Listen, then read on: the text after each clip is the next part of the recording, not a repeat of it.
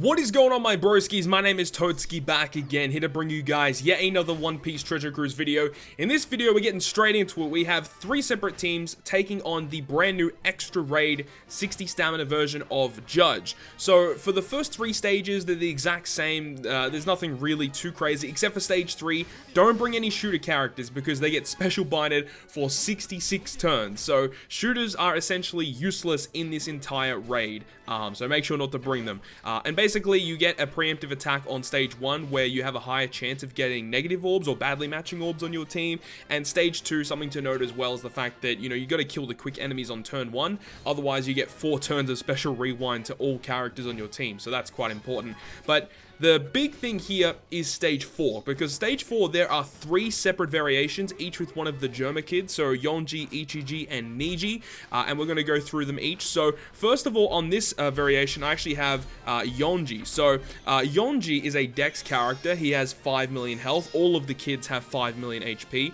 The preemptive attack, he has delay immunity, he has a threshold barrier, he has attack down that gets inflicted to your team, a chain lock is inflicted to your team, and all of your orbs are converted into empty orbs. And after turn 3, if Yonji is still alive, he's going to blow away 2 of your crewmates.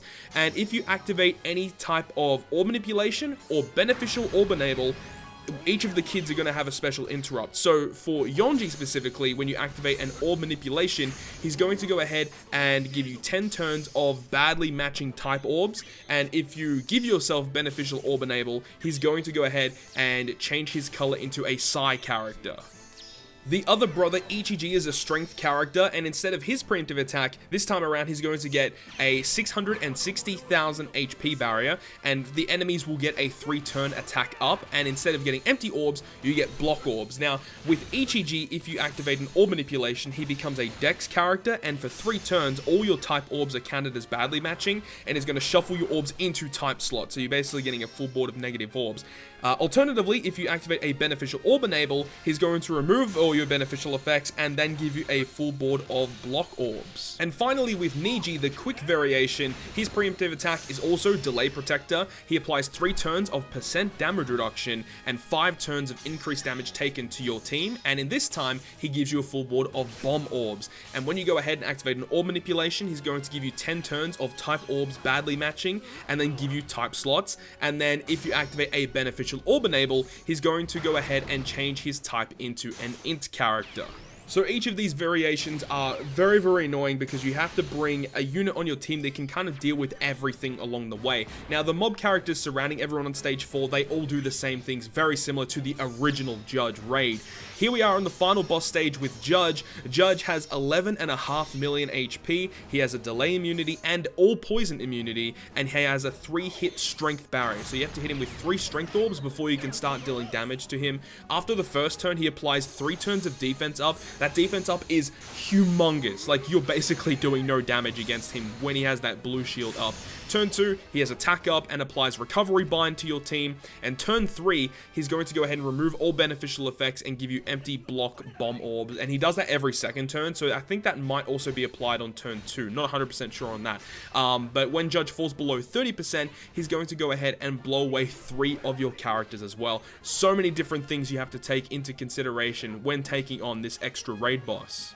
So the 3 teams that I have for you guys in this video today, obviously you guys would have just seen the version 2 Katakuri team. The second team you're seeing here is version 1 Big Mom. Honestly, like, Big Mom can do this. I mean, the team that I am using isn't probably the most optimal or the fastest Big Mom team that you could put together, but it did the job. It was an extremely long run, but I mean, it was reliable. It got the job done, which was, that's the main thing at the end of the day. Obviously, this is only against the 60 stamina variation. If you guys actually want to go ahead and get lots of support medals, I would suggest farming the 40 stamina version of this raid, which I believe is supposed to be easier. So I guess that'll be kind of nice for you guys that want to go ahead and farm support medals, I guess. And the other team that I'll have in this video as well is a Snake Man team. Now, this Snake Man team is one that I've seen a lot of people suggest. It is it is really good, honestly. And if you want to farm the 60 stamina version of this raid, definitely use that Snake Man team. Very, very easy to build. If you have Snake Man yourself, the only other summonable character you'll need to put the team together is Rare Recruit Bobbin. And he's awesome because Bobbin gets rid of every single buff that the enemy will apply on stage 4. So that's humongous, obviously. And then the rest of the characters on the team are free to play. So Snake Man, I think, is easily the best character for this particular raid boss. He has a lot of different things that you could use with him in order to take this on much easier. But honestly, there isn't much else to really say. I gave you guys the full rundown, and you can go ahead and have a look at the panel on the left-hand side of the screen to get more information if you prefer text to actually read through what the bosses do. But, you know, as I said, you know, there are lots of characters that can clear this, but the most effective of what I've seen so far is definitely characters such as Big Mom, Snake Man, definitely, and version 2 Katakuri was actually pretty good as well. But if you want to clear it as fast as possible, as I said, Snake Man is the way to go. But that is going to conclude this video, guys. I really hope you guys enjoyed the video. If you guys did, make sure to go ahead and leave a like, and if you want to stay up to date with all the content that I post, including more One Piece Treasure Cruise content, make sure to hit the subscribe button down below. But other than that, guys, I will see you guys within the next video.